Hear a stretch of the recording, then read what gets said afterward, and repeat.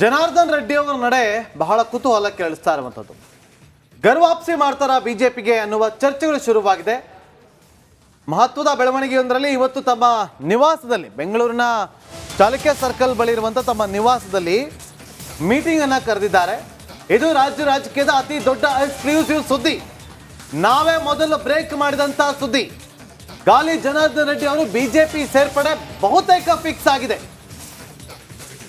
ಜನಾರ್ದನ್ ರೆಡ್ಡಿ ಅವರು ಬಿಜೆಪಿಗೆ ಸೇರ್ಪಡೆ ಆಗೋದಕ್ಕೆ ಬಿಜೆಪಿ ವರಿಷ್ಠರು ಕೂಡ ಗ್ರೀನ್ ಸಿಗ್ನಲ್ ಕೊಟ್ಟಿದ್ದಾರೆ ಅಂತ ಮಾಹಿತಿ ರಿಪಬ್ಲಿಕ್ ಕನ್ನಡಕ್ಕೆ ಲಭ್ಯವಾಗಿದೆ. ಯಾವುದೇ ಷರತ್ತುಗಳು ಇಲ್ಲದೆ ಪಕ್ಷವನ್ನ ಸೇರ್ಪಡೆಗೊಳ್ಳೋದಕ್ಕೆ ಜನಾರ್ದನ್ ರೆಡ್ಡಿ ಅವರು ಒಪ್ಪಿಗೆಯನ್ನ ಸೂಚಿಸಿದ್ದಾರಂತೆ.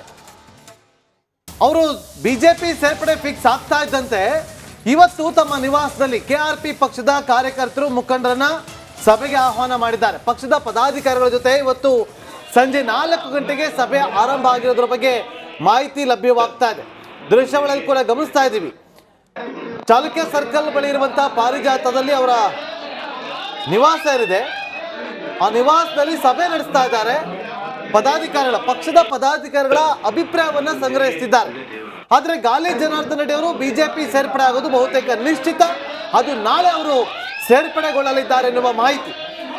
ಒಂದು ಕಡೆ ಕೆಆರ್ಪಿ ಪಕ್ಷವನ್ನ ಬಿಜೆಪಿ ಜೊತೆ ವಿಲೀನಗೊಳಿಸೋದ್ರ ಬಗ್ಗೆ ಕೂಡ ಚರ್ಚೆಗಳಾಗಿತ್ತು.